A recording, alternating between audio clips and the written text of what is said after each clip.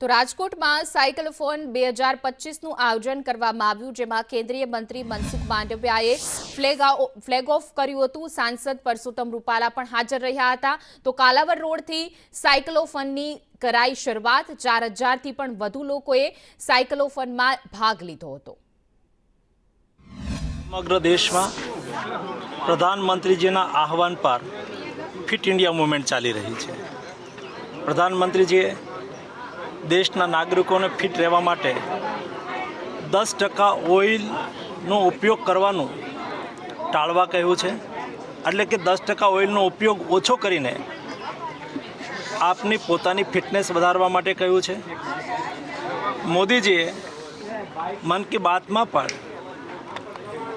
Sunday on cycle એટલે કે રવિવારે એક દિવસ સાયકલિંગ કરીને ફિટ રહેવા માટેનું આહવાન કર્યું છે।